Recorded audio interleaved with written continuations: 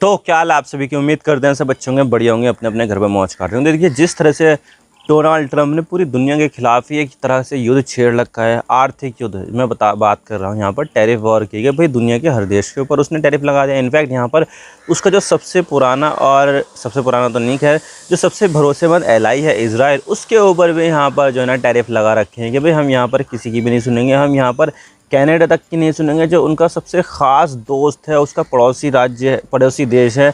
और साथ यहाँ पर मैक्सिको के ऊपर भी टैरिफ लगा दिया। इनफैक्ट यहाँ पर तो रेसिप्रोकल टैरिफ लगने से पहले उनके ऊपर कई सारे एडिशनल टैरिफ भी लगा दिए थे, वो इमिग्रेशन के मुद्दे के ऊपर। तो देखा जाए तो यहाँ पर डोनाल्ड ट्रंप किसी के नहीं सुन रहे हैं, और इससे यहाँ पर ना सिर्फ अमेरिका लोगों को यहाँ पर काफ़ी ज़्यादा नुकसान है, बल्कि यहाँ पर पूरी दुनिया को नुकसान है। इनफैक्ट यहाँ पर बहुत सारे देशों ने तो अमेरिकी टैरिफ के अगेंस्ट यहाँ पर कई सारे स्टेप लेने भी शुरू कर दिए, जिसमें यहाँ पर ख़ास तौर से इंडिया का नाम आता है। इंडिया ने तो यहाँ पर कई सारी डील को लेकर भी जो है ना आशंका जताई है। उसमें से एक है यहाँ पर F-35 5th generation fighter jet को लेकर, जिसको यहाँ पर इंडिया ने मना कर दिया कि भाई हम यहाँ पर ये वाला जेट नहीं लेंगे। तो इससे यहाँ पर अमेरिका की जो डिफेंस इंडस्ट्री है वो काफ़ी ज़्यादा परेशान हो गई कि यार इंडिया जो है इतना ताकतवर देश है, और इंडिया की इकनॉमी भी यहाँ पर जो है ना तेज़ी के साथ आगे बढ़ रही है। दुनिया की चौथी सबसे बड़ी अर्थव्यवस्था भी, अगर यहाँ से वो कोई सा ऑर्डर नहीं आएगा तो भाई कैसे चलेगा ये। तो अमेरिका की जो डिफेंस इंडस्ट्री है वो यहाँ पर काफ़ी ज़्यादा परेशान होगी। और उसके बाद अब यहाँ पर देखने को मिला है कि उसके जो नेटो के जो ख़ास मेंबर है, जैसे कि स्पेन है, स्पेन ने भी यहाँ पर F-35 से रिलेटेड डील को कैंसिल कर दिया। और इसके साथ ही यहाँ पर जो स्विट्ज़रलैंड है वहाँ पर भी काफ़ी ज़्यादा प्रेशर आ रहा है। और हालांकि देखा जाए तो उन्होंने ऑफिशियली तौर पर यहाँ पर इसको कैंसिल नहीं किया, लेकिन ओपोजिशन पार्टी की तरफ से और साथ ही यहाँ पर पब्लिक से भी यहाँ पर भारी प्रेशर आ रहा है कि भाई ये वाला जेट मत खरीद लेना। तो देखा जाए तो यहाँ पर जो F-35 है, जिसको दुनिया का सबसे ज़्यादा एडवांस फाइटर जेट माना जाता है। इनफैक्ट यहाँ पर जो है ना F-35 नहीं, ईरान के ऊपर हमला करने में भी काफ़ी महत्वपूर्ण भूमिका निभाई थी, उसको इजराइल चला रहा था। तो देखा जाए तो F-35 काफ़ी ज़्यादा पावरफुल, काफ़ी ज़्यादा एडवांस फाइटर जेट है, लेकिन उसको कोई ले ही नहीं रहा है। और क्यों नहीं ले रहा है भाई? उसकी अमेरिका की नीतियों के कारण। तो आज इसके बारे में पूरी डिटेल के साथ बात करते हैं कि भाई ये क्यों यहाँ पर हो रहा है ऐसा, और यहाँ पर जो है ना आगे क्या हो सकता है, इसके बारे में बात करते हैं। लेकिन उससे पहले आप चैनल पर नए हो ना, सब्सक्राइब जरूर कर देना। आपकी एक सब्सक्रिप्शन से हमारे कंटेंट बनाने की मोटिवेशन मिलती है। और आप बताइए, क्या भारत को यहाँ पर किसी दूसरे देश से 5th जनरेशन का फाइटर एयरक्राफ्ट खरीदना चाहिए, जैसे कि अमेरिका हो गया, या फिर रशिया से हम खरीदें? कमेंट सेक्शन में जरूर बताइएगा। या फिर हमें अपना खुद का ही एक 5th जनरेशन फाइटर जेट, जिसके ऊपर भारत काम भी कर रहा है, AMCA, वो डेवलप करना चाहिए? पहले कमेंट सेक्शन में जरूर बताइएगा। तो चलो शुरू कर दो। तो दुनिया का 5th जनरेशन फाइटर एयरक्राफ्ट में सबसे ज़्यादा पावरफुल अगर कोई सा फाइटर एयरक्राफ्ट है तो निश्चित तौर पर यहाँ पर नाम आता है F-35 का, जिसको यहाँ पर अमेरिका की कंपनी लॉकहीड मार्टिन बनाती है। और ये 5th जनरेशन का फाइटर एयरक्राफ्ट है। मैं बता देता हूँ कि इसमें जो है ना जनरेशन होती है, पहली जनरेशन बेसिक एयरक्राफ्ट, और यहाँ पे कोई ज़्यादा खास जो है ना एवियोनिक्स नहीं, ज़्यादा खास रडार तो होता ही नहीं था 5th जनरेशन में। तो 5th जनरेशन, फर्स्ट जनरेशन, उसके बाद सेकंड, फिर थर्ड। आजकल जो सबसे ज़्यादा जो पॉपुलर है 4th जनरेशन का फाइटर एयरक्राफ्ट है, जिसमें यहाँ पर भारत के पास भी जो है ना रफ़ाल है और सुखोई M-30 MKI है। तो वो है 4th जनरेशन का फाइटर एयरक्राफ्ट। लेकिन भारत के पास अभी 5th जनरेशन का फाइटर एयरक्राफ्ट कोई भी नहीं है। तो भारत को यहाँ पर जो ना काफ़ी ज़्यादा ज़रूरत है 5th जनरेशन के फाइटर एयरक्राफ्ट की। तो उसमें यहाँ पर देखा जाए तो भारत के पास ऑप्शन भी थे। भारत के पास 5th जनरेशन के रशिया का ऑप्शन है, और साथ ही यहाँ पर जो है ना अमेरिका का ऑप्शन है। अब देखिए रशिया के पास भी 5th जनरेशन के फाइटर एयरक्राफ्ट है, अमेरिका के पास भी, लेकिन इसी के साथ ही चाइना के पास भी 5th जनरेशन के फाइटर एयरक्राफ्ट है। लेकिन चाइना यहाँ पर भारत को किसी भी तरह का कोई भी वेपन्स की सप्लाई नहीं करता है। तो वो तो ऑप्शन हम यहाँ पर जो है ना साइड में कर लेते हैं। तो ये तो ऑप्शन हमारे लिए नहीं है। लेकिन यहाँ पर जो दो है उसमें यहाँ पर कंपटीशन रहता है कि भारत यहाँ पर किस देश को चुनेगा और कौन सा एयरक्राफ्ट चुनेगा। क्योंकि अमेरिका यहाँ पर, अमेरिका के पास दो है ना, F-22 है और F-35 है। तो F-22 तो जो है ना और ज़्यादा एडवांस है, वो तो किसी को बेचता ही नहीं है। इनफैक्ट वो इजराइल को भी नहीं बेचता है। तो जो बेचने के लिए बनाया है वो F-35 ही बनाया है। दुनिया भर में आपको अमेरिका की तरफ से जो 5th जनरेशन का फाइटर एयरक्राफ्ट मिलेगा वो F-35 ही मिलेगा, F-22 नहीं मिलेगा।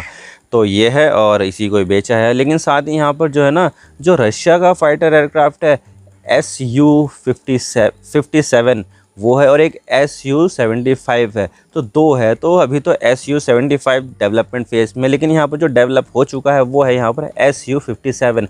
लेकिन अभी यहाँ पर रशिया जो है वो यूक्रेन के साथ युद्ध में है कि भाई यहाँ पर जो है ना युद्ध में होने की वजह से जो दूसरे जो काम है रशिया के, जैसे कि डेवलप करना फाइटर एयरक्राफ्ट को, वो यहाँ पर ढंग से कर नहीं पा रहा है। और साथ ही यहाँ पर उसके पास रिसोर्सेज की भी काफ़ी ज़्यादा कमी है, क्योंकि सैंक्शन इतने ज़्यादा लगे हुए हैं कि और डॉलर का जो एक्सेस है वो नहीं है। और साथ ही यहाँ पर इंटरनेशनल व्यापार करने पर भी अमेरिका ने सेकेंडरी सैंक्शन लगा रखे हैं। अभी आपने देखा ना किस तरह से भारत यहाँ पर जब रशिया से ऑयल यहाँ पर ख़रीद रहा था, तो उसके बाद यहाँ पर भारत के ऊपर 25% के अलावा और 25% का यहाँ पर टैरिफ लगा दिया। तो देखा जाए तो इस तरह से जो कई सारे जो देश हैं वो यहाँ पर रशिया से सामान खरीदने से कतराते हैं और रशिया से सामान नहीं खरीदते हैं। तो इससे यहाँ पर फाइनेंशियल बर्डन काफ़ी ज़्यादा हो गया रशिया के ऊपर इस वॉर का। तो उनको तो इकोनॉमी चलानी है, तो किस तरह से यहाँ पर किया जाए। तो इसी वजह से यहाँ पर कई सारे देश यहाँ पर रशिया से जो है ना रिलेक्टेंट महसूस करते हैं कि भाई रशिया से थोड़ा सा है, उसके जो दोस्त भी है ना वो भी यहाँ पर थोड़ा सा ऐसे साइड में हो जाते हैं कि भाई हम यहाँ पर रशिया से खरीदेंगे तो हमारे ऊपर नेगेटिव इम्पैक्ट ना पड़े। तो रशिया से ऊपर यहाँ पर जो है ना थोड़ी सी अभी भारत यहाँ पर हेसिटेट कर रहा है कि अगर हमने यहाँ पर रशिया से और ज़्यादा वेपन खरीदे तो अमेरिका की तरफ से हमारे ऊपर सैंक्शंस ना लग जाए या फिर हमारे ऊपर और टैरिफ ना लग जाए। तो देखा जाए तो ये वाला ऑप्शन रशिया का जो है वो अमेरिका की तरफ से हमारे तरफ से जाता जा रहा है। और दूसरा यहाँ पर जो F-35 है उसको लेकर इंडिया ने यहाँ पर जो है ना रेसिप्रोकल टैरिफ के अगेंस्ट यहाँ पर जो है ना ये सब जो है ना कर रहा है कि भाई हम यहाँ पर F-35 जो है उसको हम यहाँ पर नहीं खरीदेंगे, क्योंकि हमें एक संदेश भी देना है अमेरिका को, देखो तुम हमारे खिलाफ एक्शन लोगे तो हम भी यहाँ पर जो है ना चुप नहीं बैठेंगे, हम भी यहाँ पर जो है ना कुछ एक्शन तो ज़रूर ही लेंगे। तो भारत ने ऐसा किया। लेकिन साथ ही यहाँ पर भारत के अलावा जो देश पहले से रशिया से सामान नहीं खरीदते थे, जैसे कि कुछ यूरोपियन देश है, स्विट्ज़रलैंड हो गया, स्पेन हो गया या फिर जापान हो गया, उन्होंने भी यहाँ पर जो है ना F-35 खरीदने से मना कर दिया है। अभी तो यहाँ पर ऑफिशियली स्विट्ज़रलैंड ने मना नहीं किया है, लेकिन वो भी आने वाले समय में मना कर देगा। लेकिन यहाँ पर जो स्पेन है उसने यहाँ पर रोक दिया है कि भाई हम यहाँ पर ये खरीदेंगे ही नहीं, हम यहाँ पर जो है ना अमेरिका के साथ आगे बढ़ेंगे ही नहीं, क्योंकि स्पेन के ऊपर भी भाई रेसिप्रोकल टैरिफ लगे हुए हैं। तो ये भी देश यहाँ पर जो है ना काफ़ी ज़्यादा जो है ना अमेरिका से फ्रस्ट्रेट हो गए कि यार हम यहाँ पर नेटो में 50 साल से भी ज़्यादा समय से अमेरिका के साथ हैं, अमेरिका के साथ जो है ना उसके मिशन में हम जाते हैं। अमेरिका के ऊपर 9/11 का हमला हुआ तो हमने यहाँ पर अमेरिका के साथ ही अफ़गानिस्तान के ऊपर हमला किया, इराक़ पर भी हमने अपनी फ़ौज भेजी, तो हमने यहाँ पर अमेरिका के साथ कंधे से कंधा मिलाकर काम किया। लेकिन अब यहाँ पर जो है ना अमेरिका हमारे साथ ऐसा कर रहा है, तो भाई ऐसे कैसे चलेगा, हम भी यहाँ पर कुछ ना कुछ करेंगे। तो इन देशों ने भी अमेरिका के खिलाफ जो है ना इस तरह के एक्शन ले लिए। हालांकि रेसिप्रोकल टैरिफ तो नहीं लगाया है, क्योंकि अगर ये देश उनके ऊपर रेसिप्रोकल टैरिफ लगा देते तो अमेरिका इस तरह से यहाँ पर और ज़्यादा टैरिफ लगा देगा। मान लीजिए अगर स्पेन के ऊपर अगर मान के चले 15% टैरिफ लगा है, तो अगर स्पेन वापस से अमेरिका के ऊपर 15% टैरिफ लगाए तो अमेरिका और ज़्यादा 15% बढ़ा देगा कि भाई अब 30 करो। फिर अगर यहाँ पर फिर से स्पेन ने एक्शन लिया इस टैरिफ का तो फिर अमेरिका और बढ़ा देगा कि भाई अब 45 करो। तो इस तरह से यहाँ पर जो है ना चलता जाएगा। हमने देखा भी है ऐसा, चाइना के साथ देखा है। चाइना के ऊपर यहाँ पर पहले जो है ना कुछ 31 या 32% का टैरिफ लगाया था, फिर यहाँ पर चाइना ने भी अमेरिका के सामान के ऊपर टैरिफ लगाया, तो फिर यहाँ पर फिर से अमेरिका ने लगा दिया, फिर चाइना ने लगाया, फिर अमेरिका ने लगाया, फिर चाइना ने लगाया, फिर अमेरिका ने लगाया। तो इस तरह से करते करते 245% का टैरिफ लग गया था चाइना के ऊपर। तो यहाँ पर जो है ये टैरिफ वॉर चल रही थी इस तरह से।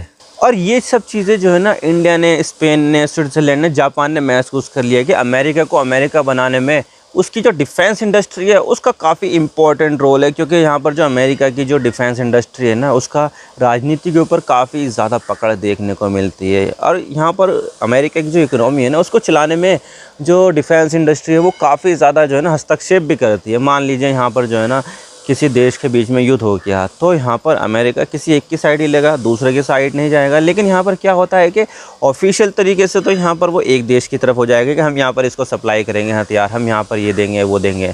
तो इस तरह से यहाँ पर जो है ना उनको हथियार बेचता है। लेकिन सीक्रेट तरीके से बैकडोर चैनल से यहाँ पर उस सामने वाली पार्टी को भी जो है ना हथियार देता है। जैसे कि हमने ये यहाँ पर देखा था इराक़ ईरान वॉर के बीच में जो 8 साल तक चली, तो यहाँ पर ऑफिशियल तरीके से तो अमेरिका किसके साथ था, इराक़ के साथ था। इराक़ को यहाँ पर हथियार दे रहा था, लेकिन बैकडोर चैनल से यहाँ पर ईरान को भी जो है ना हथियार बेच रहा था। तो इस तरह से यहाँ पर जो है ना ये डबल फेस है अमेरिका का, और इस तरह से यहाँ पर दुनिया को बेवकूफ़ बनाया जाता है और वो यहाँ पर अपना काम कर लेते हैं और अपने हथियार बेच लेते हैं और अपनी जो इकोनॉमी है वो आराम से चलाते रहते हैं और पैसा कमाते हैं। और कई सारे देशों में हमने यहाँ पर देखा भी है जहाँ पर अमेरिका इन्वॉल्व है या फिर जहाँ पर अमेरिका इन्वॉल्व नहीं भी है, तो भी यहाँ पर उनके पास अमेरिकी हथियार देखने को मिले। अभी यहाँ पर पहलगाम पर आतंकवादी हमला हुआ तो उस आतंकवादी हमले में अभी ऑपरेशन महादेव के अंडर में उनको मार गिराया गया। तो उनके पास यहाँ पर अमेरिका की बनी हुई राइफ़ल्स मिली, अमेरिका की बनी हुई यहाँ पर जो है ना गन्स वाला मिली। तो यहाँ पर देखा जाए तो अमेरिका इंडिया को भी सप्लाई कर रहा है,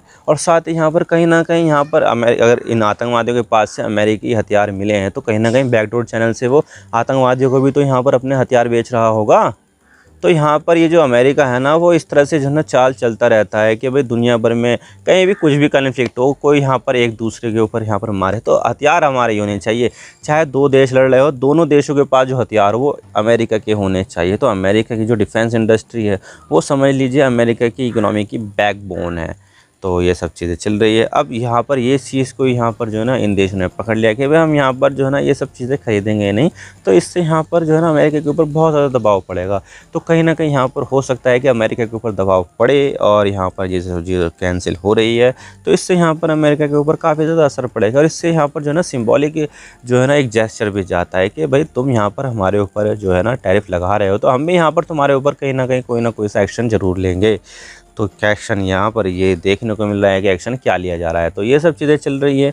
आई होप आपको सारी बातें समझ में आई किस तरह से यहाँ पर जो है ना अमेरिका अपने जो एलाई है उसको लूज़ करता जा रहा है अपनी ही बेवकूफ़ी के कारण। और आपको तो पता ही है कि भारत भी यहाँ पर जो है ना F-35 नहीं खरीद रहा है, तो यहाँ पर वही 50% टैरिफ लगा दिए तो भारत यहाँ पर चुप थोड़ी ना होगा। भारत भी यहाँ पर जवाब देगा, तो जवाब होगा ये कि हम यहाँ पर तुमसे सामान खरीदेंगे नहीं। अब शायद हो सकता है कि भारत यहाँ पर जो है 5th जनरेशन फाइटर एयरक्राफ्ट की कमी पूरे करने के लिए जो AMCA जो प्रोजेक्ट है उसको लेकर आगे बढ़े। अब जल्दी करना होगा भाई यहाँ पर, वरना तो दुनिया के दूसरे देश भारत से आके निकल जाएंगे। चाइना यहाँ पर पाकिस्तान को 5th जनरेशन का फाइटर एयरक्राफ्ट जो है ना पकड़ा रहा है कि भाई ले ले ये, और यहाँ पर जो है ना तू अपना काम करता रहे, इंडिया के अगेंस्ट जो है ना एक्शन लेता रहे। तो भारत को भी यहाँ पर कैचअप करने के लिए इस प्रोग्राम को आगे बढ़ाना होगा और उसमें भी तेज़ी लानी होगी। आई होप आपको सारी बातें समझ आ गई। मैं तो बस इतना ही कहना चाहता हूँ, वीडियो थोड़ा सा भी पसंद आया लाइक जरूर कर देना, और चैनल पर नए हो तो चैनल को सब्सक्राइब जरूर कर देना। आपके एक सब्सक्रिप्शन से हम आगे कंटेंट बनाने की मोटिवेशन मिलती है। Thank you for watching. I really appreciate your time. God bless you all. Now signing off.